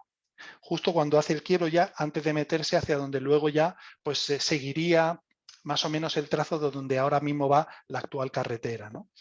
Entonces, ahí es donde hubo el choque entre los dos ejércitos y en la vanguardia del ejército cristiano sabemos que iba el tercio de Nápoles, con su capitán, don Pedro de Padilla, a la cabeza. Fue este tercio el que tuvo un papel muy destacado en esta batalla, que fue, según explican los documentos, muy competida al principio, donde los moriscos intentaron de forma muy insistente y pertinaz romper las líneas castellanas, pero al no conseguirlo, realmente se desmoralizaron, parece ser, y empezaron a huir sierra arriba, hacia la Sierra de Valor, hacia el Puerto del Lobo, hacia el Puerto de la Ragua. Curiosamente, mientras buscaba información de este tercio, pues curiosamente parece que este tercio es el regimiento militar más antiguo de toda Europa, con lo cual resulta curioso, ¿no? La cuestión, sabemos que cuando empiezan a huir los moriscos, el Marqués de los Vélez los sigue, pero pues imaginaos, pues un ejército con este volumen de gente, pues claro, el Marqués de los Vélez se llevó una parte, pues imaginaos sierra arriba, por el camino de la sierra hacia el Puerto del Lobo, hacia la Calahorra, pues claro, los caminos eran pequeños, sinuosos, muy pendientes, pues el avance era dificultoso. Con lo cual, al final, el Marqués de los Vélez no consiguió dar alcance a Benumella, que también se batía en retirada, por supuesto, y acabó pasando hasta la Calahorra, porque además le interesaba llegar ahí, porque iban muy justos de suministros, de comida y todo eso, y pasó allí. Pero su hijo, el hijo del Marqués de los Vélez, sí que intentó seguir a Benumella y darle caza. Y con una parte de las tropas propias del marquesado de los Vélez y con parte de la caballería de la ciudad de Murcia, siguieron a Benumella mientras huía, según se explica, hacia el puerto de la Ragua.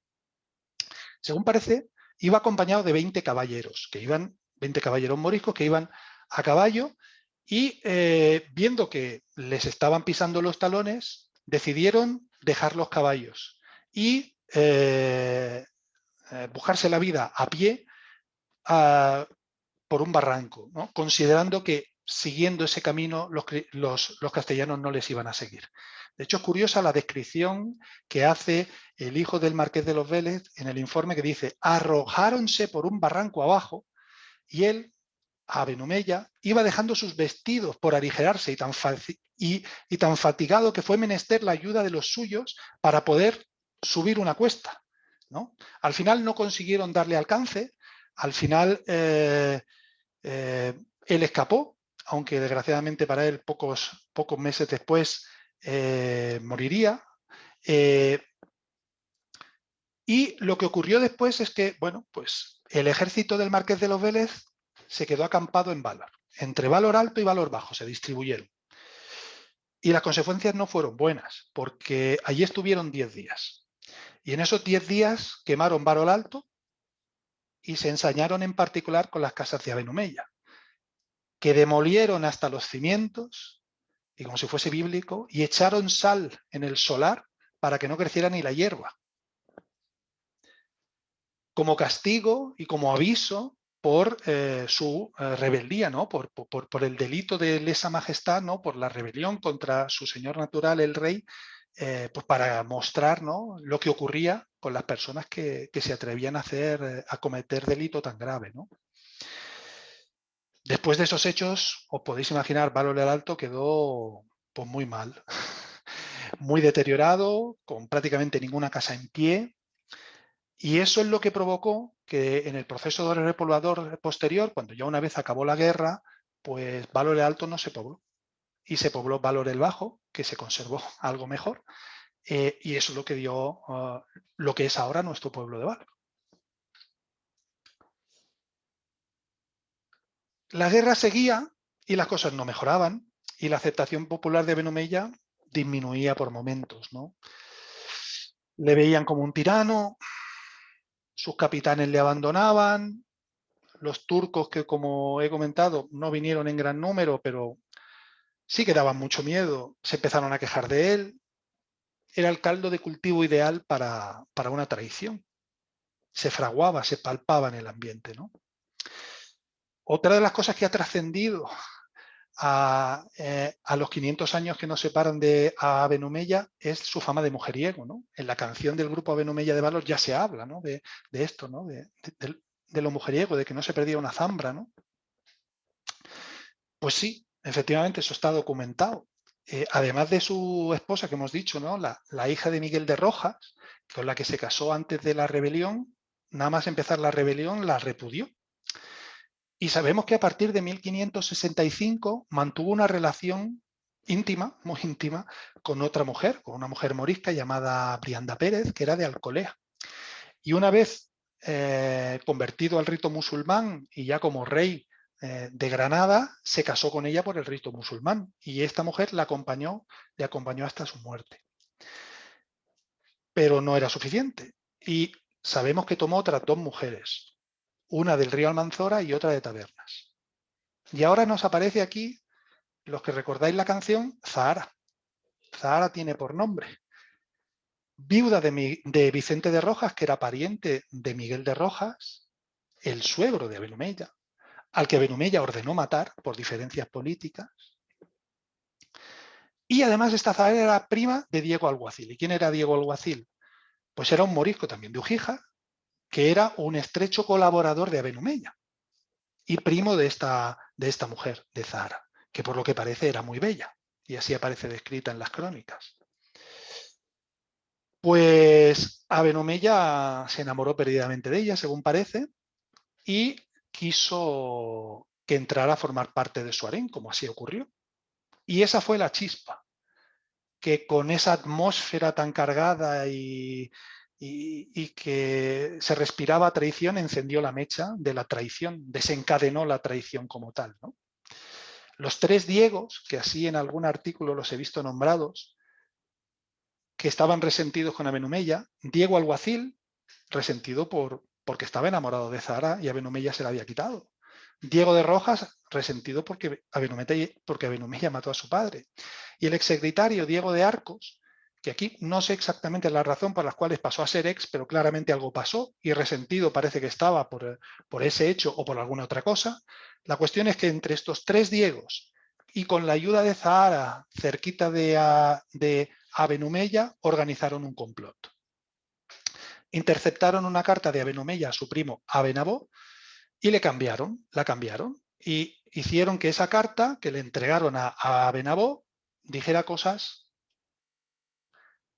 que pudiesen inducir a Aben-Abó a rebelarse contra su primo, como así fue.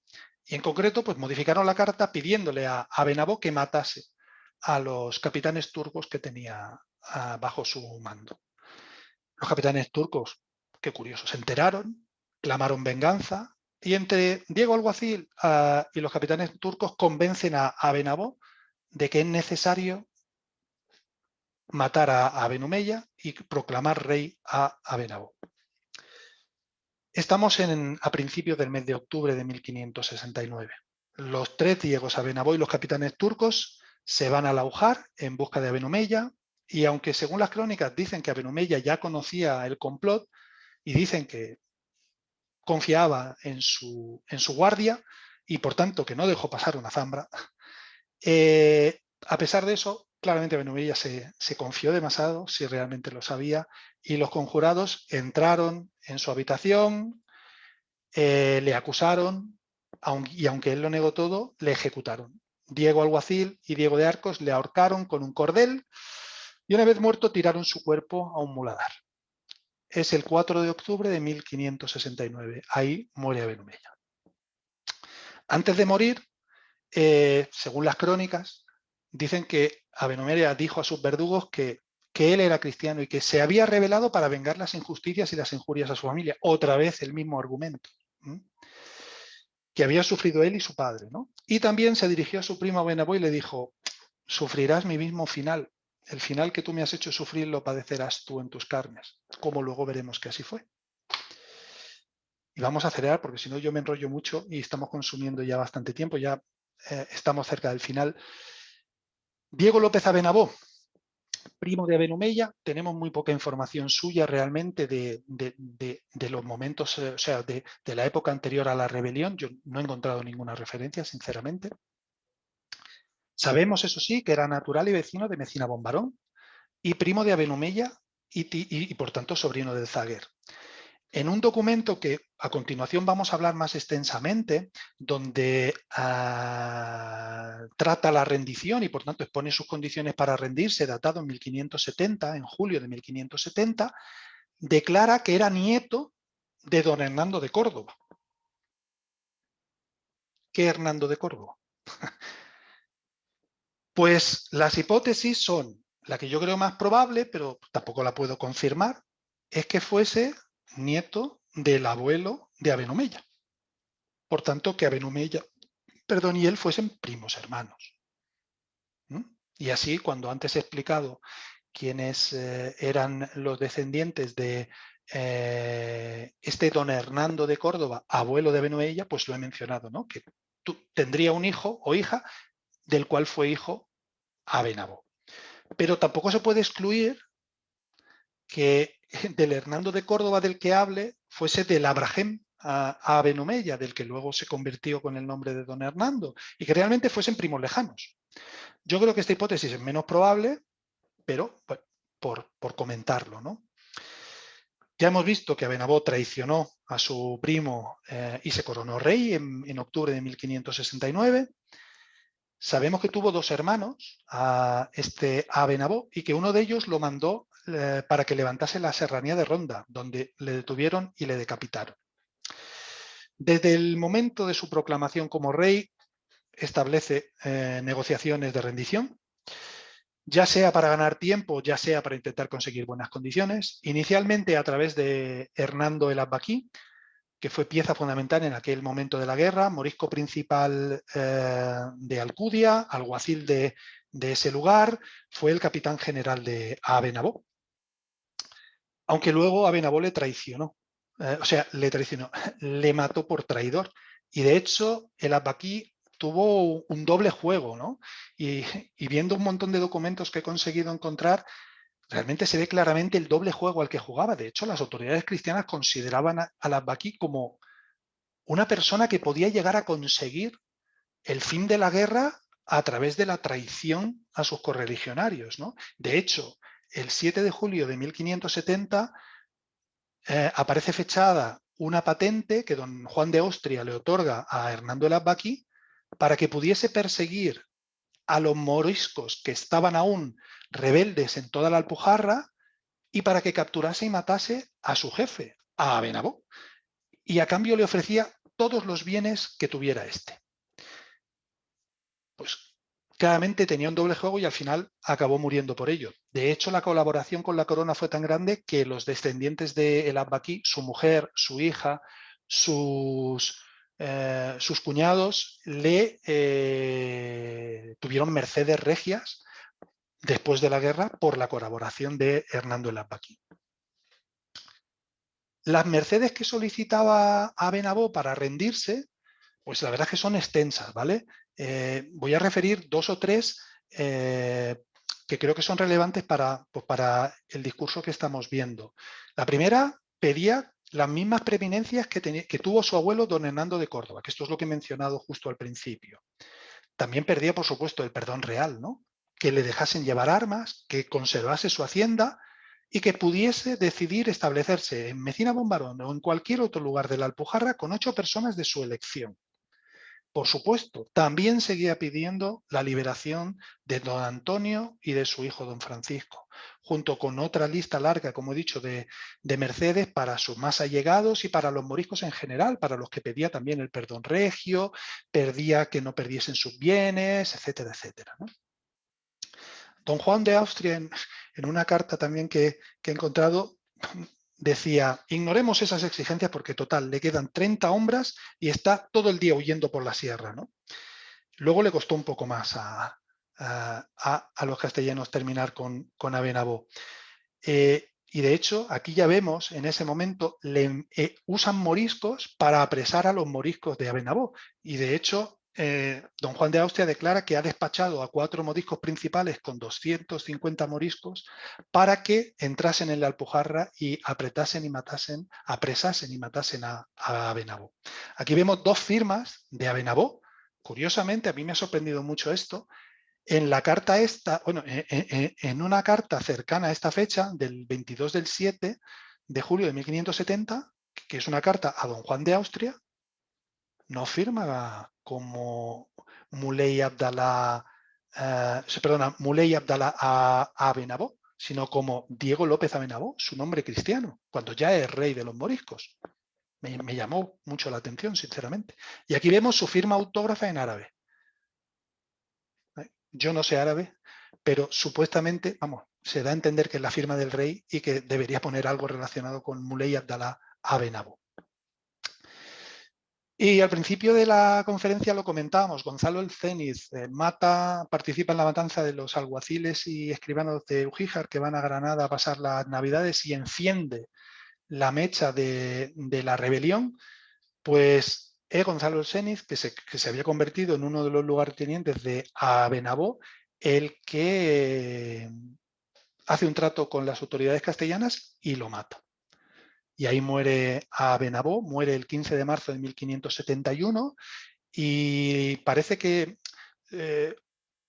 Abenabó se escondía en una cueva en la sierra entre Bérchules y Mecina Bombarón. Allí fue Gonzalo el Céniz y ahora aquí ya las fuentes difieren. Unas fuentes dicen que estando en esa cueva Gonzalo el Céniz lo mató y luego lo arrojó por un barranco, y otras fuentes dicen que lo que hizo fue apresarlo y con el objetivo de llevarlo a Granada para que lo ajusticiasen públicamente allí, y que cuando salían de la cueva Abenabó que iba montado a caballo, maniatado, maniobró su caballo para que el caballo se arrojase por un barranco y se suicidó. Curiosamente, cerca de la zona donde se supone que estaba esta cueva, en esa sierra entre Bérchules y Mecina Bombarón, hay un paraje cerca de la junta del Río Chico y del Río Grande de Bérchules que se llama el Tajo del Reyezuelo, donde se cuenta la historia de que por ahí se lanzó un rey moro a caballo y que cayó por ese tajo y que marcó el caballo, la herradura del caballo marcó una piedra que allí se conserva, ¿no? Quién sabe si se refiere a estos hechos que hemos comentado. Ya hemos concluido lo que es la historia de los personajes del linaje y ahora vamos rápidamente a hablar del solar, ¿no? de Valor el Alto, ¿no? de la sede, ¿no? del centro neurálgico del poder y de la influencia de esta familia en la Alpujarra y en todo el reino de Granada, ¿no? Valor era la alquería más grande, alquería, pueblo, lugar, ¿vale? En la denominación de la época, pues alquería, más grande y rica de la Taa de Jubiles, ¿no? Y de hecho algunos documentos se la menciona como Taa independiente. Y estaba formada por 3 núcleos urbanos diferentes, que vemos aquí en el dibujo. Valor el Bajo, que sería nuestro Valor actual, Valor el Alto, y aquí pues claramente los que conocéis más Valor, pues esto de aquí es el pago de Valor Alto, y Viñas. Estos eran los 3 núcleos de población que formaban Valor, que de hecho en algunos documentos aparece llamado como los Valores, probablemente debido a que eran varios núcleos de población. Cada uno de estos núcleos de población a su vez estaba subdividido en barrios, ¿vale? La casa de los Córdoba y Valor, como hemos visto, estuvo en Valor el Alto, ¿vale? Y de hecho sabemos que en Valor Bajo había otra familia morisca importante, los Abenzaga, que llegaron a ser alguaciles de Valor el Bajo y que además durante la rebelión fueron enemigos de los Aben-Omeya y de hecho participaron y colaboraron con los castellanos para atraparlos. De hecho, para que quede más claro, Valor el Alto tuvo su propia iglesia, tuvo su propio cura, su propio beneficiado, diferentes a los de Valor el Bajo. O sea que aquí hubo una iglesia, aunque ahora no queda nada, ahí hubo una iglesia. Ya lo hemos visto también, durante la guerra, pues Valor Alto y Viñas no quedaron muy bien parados y por esa razón la repoblación se hizo en Valor el Bajo. Lo hemos dicho, aquí pues claramente pues, la hipótesis más probable es que sea pues donde está el pago de su propio nombre, Valor el Alto, ¿no? Y realmente pues de Valor el Alto nos hemos quedado sin muchos vestigios por ahora. Tenemos el nombre del pago y tenemos el nombre de la acequia de Valor Alto, que es la primera acequia y la acequia más principal del pueblo, ¿no? Pero más allá de eso nos hemos quedado sin otros vestigios que nos recuerden a esa parte de nuestro pueblo que se perdió. ¿O no? Unos arqueólogos, Lorenzo Carabarrionevo y Gary Antman, identificaron hace ya unos años en un artículo que publicaron una elevación rocosa que se conoce con el nombre de las Piedras de la Cárcel, que está situada pues, más o menos por aquí, como veis, en la parte superior derecha del pago de Valor Alto. Identificaron ahí unos restos arqueológicos que según ellos se corresponderían con una pequeña fortificación de retaguardia, datada más o menos de época nazarí, y vinculada con la defensa y el refugio de la población. ¿De la población de qué? Pues la población de Valor Alto. Es posible, si os acordáis al principio cuando hemos hablado de cuándo llegan los Aben-Omeya a la Alpujarra y a Valor y tal, hemos hablado que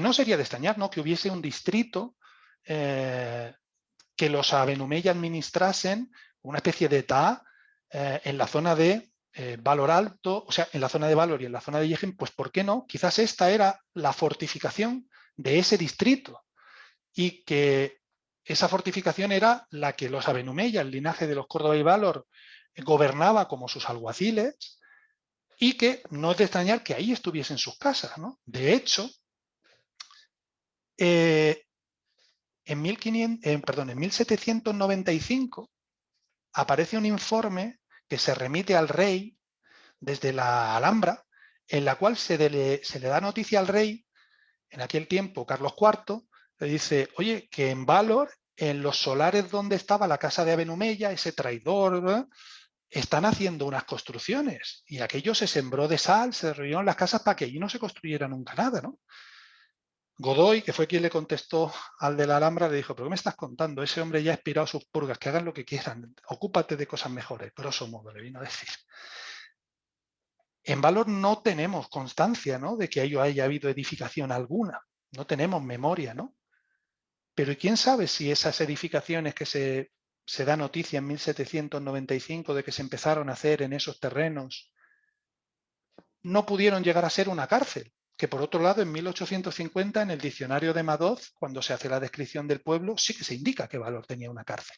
Bueno, quién sabe, ¿no? También una cárcel tan lejana, tan alejada del núcleo habitado de Valor, podría ser extraña, pero es una hipótesis que, y por eso estuve este verano por ahí en el ayuntamiento buscando a ver si había informaciones de alguna cárcel en Valor y podíamos intentar tirar de ese hilo para descubrir si esto era así o no. El poder y la riqueza, rápidamente, pues bueno, ya lo hemos repetido hasta la saciedad, ¿no? Que recorte, pero la plataforma nos expulsa en 10 minutos y es que nos expulsa. Así que ruego que puedas concluir. Vale, quedan 2 transparencias Perfecto. y en 2 minutos estamos. Básicamente, hemos dicho que eran una familia muy poderosa, que venía de antiguo, antes de la conquista, lo mantuvieron después de la conquista y a nivel de su hacienda, pues claramente pues tuvieron una hacienda que no podemos calibrar porque no la conocemos, pero fijaros la enorme dehesa que supuestamente era suya. Tenían más casas, dehesa en Adra y Albuñol, y también propiedades en la Villa de Tabernas. Conclusiones, y ya estamos en el final, pues claramente los hechos de los Córdoba y Valor fueron unos hechos muy importantes para la historia de los moriscos y jugaron un rol muy importante en lo que les ocurrió, ¿no?, tanto en su conversión de mudéjares a moriscos como luego en su expulsión. Que el linaje de los Córdoba y Valor es un linaje que claramente era un linaje muy poderoso, emparentado con las familias más importantes del reino y muy respetados por sus correligionarios, sino de qué forma les hubieran escogido 2 veces como cabecillas de sus revueltas, ¿no? Y que su poder no solo era principalmente la Alpujarra, de los cuales eran dueños, sino que se extendía, pues como hemos dicho, a las zonas de Guadix, a la zona del Marquesado, Almería, Valle de Lecrín, a la propia ciudad de Granada. Que las cosas cambiaron mucho, empezaron siendo colaboradores y recibiendo mercedes y luego fueron condenados a galeras y perdieron gran parte de su patrimonio, y que claramente lo hemos visto, los problemas con la justicia de don Antonio de Córdoba claramente tuvieron muchísima relevancia en el papel activo que tomaron en la rebelión, donde 3 de los cabecillas más importantes fueron de su familia. ¿Qué pasó con don Antonio de Córdoba realmente? ¿Por qué su propia familia, sus propios vecinos le acusaron? Pues es una pregunta que nos ayudaría a entender mucho de lo que ocurrió en aquella época y el por qué ocurrieron aquellos hechos, pero aún no podemos saberlo. Y simplemente que estamos muy lejos de tener toda la información suficiente para acabar de entender bien el origen y la evolución de este linaje, pero espero que con estas pequeñas piezas y con estas pequeñas pinceladas, pues haberos podido transmitir pues una parte de esa información. Y sin más, aquí tenéis mi artículo que está disponible en la página de academia.edu gratuitamente. Y ya está. Perdonad porque me haya extendido tanto, pero me suele pasar, ¿eh? Gracias a todos. Bueno, muchísimas gracias, Francisco, y la verdad que lamentamos muchísimo desde, desde la dirección haberte tenido que interrumpir, pero es que no, era por problemas de la plataforma, que es que reservamos el aula solamente para 2 horas y entonces a las 8:30 es que se corta, y entonces preferíamos tener al menos una pequeña... Sí, por supuesto. Lo lamentamos mucho porque además yo estaba fascinada con todo lo que nos has contado, desde luego que había muchísimas cosas que desconocía y efectivamente, vamos, no me extraña que haya inspirado tantos libros, tantas novelas, entre ellos la de Justo Pajeo, porque es apasionante, ¿no? Lo que nos has contado de don Antonio, ¿no?, del padre de Benumella, del propio Benumella, o sea que bueno, felicitarte por este ímprobo trabajo de documentación En fin, solamente pues quería darte las gracias por haber aceptado. Y hay una pregunta que, bueno, vamos a aprovechar aunque sean 2 minutillos porque no quiero dejar a Daniel sin su respuesta. Una pregunta en el chat muy concreta, que es si tuvieron descendientes. Entonces, pues si puede ser muy breve para contestarle y nos despedimos. Si tuvieron descendientes, ¿quién? ¿A Aben-Omeya? A ver, yo entiendo que probablemente las hermanas de Aben-Omeya no lo sabemos, murieron, no se habla de descendientes de Aben-Omeya, no se le conocen ningún descendiente, pero realmente con la cantidad de relaciones que tuvo con mujeres, pues no sería de extrañar que algún hijo tuviera. No se menciona en algún sitio, al menos que yo haya encontrado. Respecto a sus hermanos, pues como hemos dicho, uno se quedó recluido en Argel, el otro murió en Madrid y el otro pues acabó en un monasterio. Entonces de esa parte no lo creo. No se puede excluir que tuviesen descendientes. Sí que es cierto que en caso de haberlos tenido, no me creo yo que Felipe II no hubiera puesto a buen recaudo esos potenciales descendientes. Visto lo que organizó cuando se fugó el padre, pues si Aben-Omeya hubiese tenido descendientes y él hubiera sido consciente de ello, no me cabe duda de que los hubiera tenido bajo vigilancia. A lo mejor fue así, pero no he encontrado ninguna información que vaya en esa línea. ¿Quién sabe si buscando algún día en alguno de los legajos aparece algo así? Vale. Pues muchísimas gracias, Francisco. Y la verdad que bueno, has dejado justo el punto, ¿no?, donde lo va a retomar el próximo, o sea, el punto de la historia donde lo va a retomar el próximo conferenciante, Antonio Jiménez Estrella, que nos hablará más detenidamente de esto que tú nos has iniciado, ¿no?, de la guerra de esa rebelión de los moriscos de 1568, que la tendremos la próxima semana. Y bueno, decir que nada, que lamento mucho no haber reservado el aula para un ratillo más, media hora más, pero bueno, tenéis a disposición, o lo pasaremos, ¿no?, el contacto de Francisco Cano, y bueno, también la conferencia se subirá a YouTube, de manera que bueno, podréis consultar todo este magnífico trabajo cuando lo deseéis. De nuevo felicitar al conferenciante y bueno, no sé si Raúl quiere decir algo y... Bueno, me sumo a las felicitaciones, la verdad lo estaba poniendo en el chat por si nos desconectan directamente. Una tarde magnífica ya de final de mayo y una conferencia de verdad magnífica, enhorabuena, documentada, súper didáctica, porque hacer didáctica de los linajes a los que nos cuesta un poco la genealogía no es fácil y contarlos no es fácil. Es decir, que muchas veces, incluso escritos, cuesta y tienes que hacerte tu árbol genealógico tú mismo porque dices, vale, me quedé en el Tito que ya no... Y la verdad que nos ha gustado mucho, así que nos vemos ya el miércoles y muchas gracias también a los asistentes porque, bueno, hemos tenido éxito de público. Muy bien. Pues nada, lo dicho, tenéis mi contacto por correo electrónico con total libertad, encantado de atender a cualquier consulta que me queráis hacer, a vuestra disposición.